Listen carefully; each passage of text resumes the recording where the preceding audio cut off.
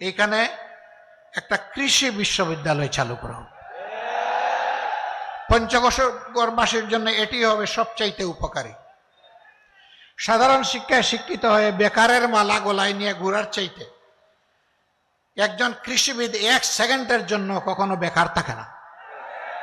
আমরা সেই রকম একটা শিক্ষার বন্দোবস্ত এখানে করার জন্য জোর দাবি জানাই।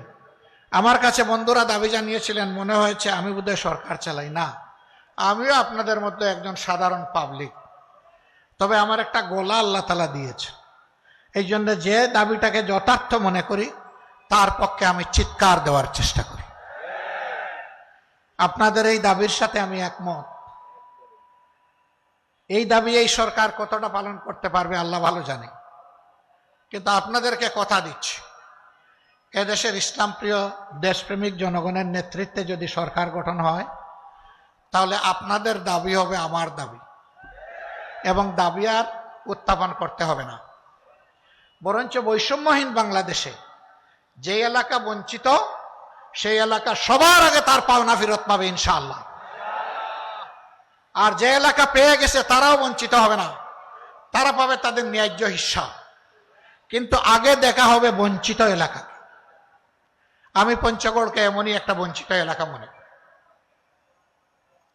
বলছিলাম আজকের আমার আশাটা কিছুটা ইমোশনাল।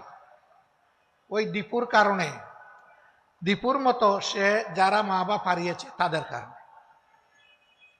আমি তাদেরকে কথা দিয়েছিলাম, পঞ্চগড়ে আসলে আমি তোমাদের সামনে হাজির হব, তোমাদেরকে দেখার চেষ্টা করব।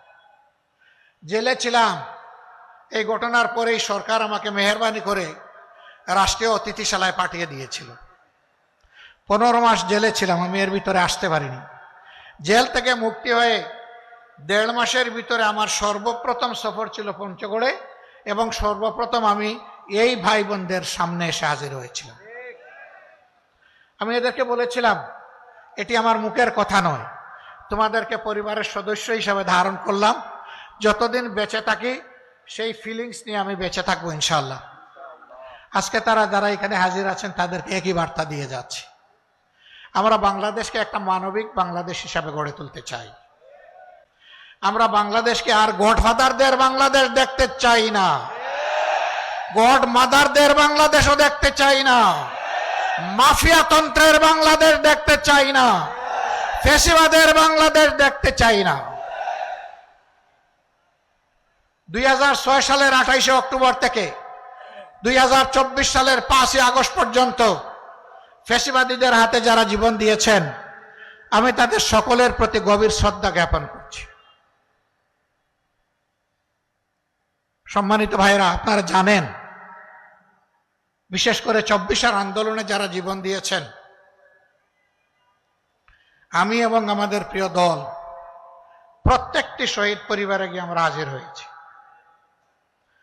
তাদেরকে সান্ত্বনা দিয়েছি, তাদের জন্য দোয়া করেছি, তাদের কাছ থেকে দোয়া চেয়েছি। এরপরে যারা আহত পঙ্গু হয়েছিল, আমরা এখন তাদের দুয়ারে দুয়ারে ঘুরি। এ সংখ্যাটা বিশাল, 34,000। এই মানুষগুলো সবার দুঃখ দূর করতে পারবো না, কিন্তু আমরা তাদেরকে বার্তা দিতে চাই, এই বেদনা এই কতটুকু তোমাদের নয়, তোমরা জাতির গর্বিত সন্তান, তোমরা জাতীয় বীর, আমরা আছি তোমাদের সাথে, এবং আজীবন আমরা তোমাদের কাছে কৃতজ্ঞ।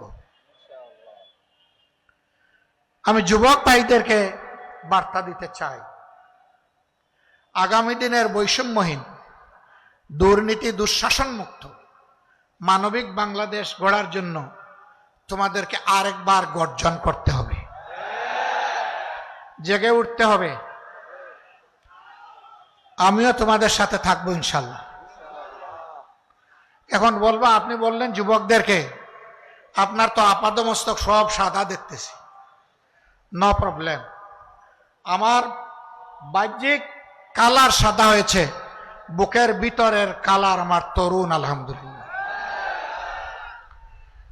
এবং সেই মানুষের মুক্তির মিছিলে আমি পিছনে থাকবো না ইনশাল্লাহ, আমি তোমাদের সামনে থাকবো। আমাদেরকে কেউ কেউ মাঝে মাঝে এখনো ভয় দেখান ধিক্কার জন্য। তারা বলেন এই হলে ওই হলে আবার আপনাদের ফাঁসি হয়ে যাবে। আরে ভাই, কারে ফাঁসির ভয় দেখান?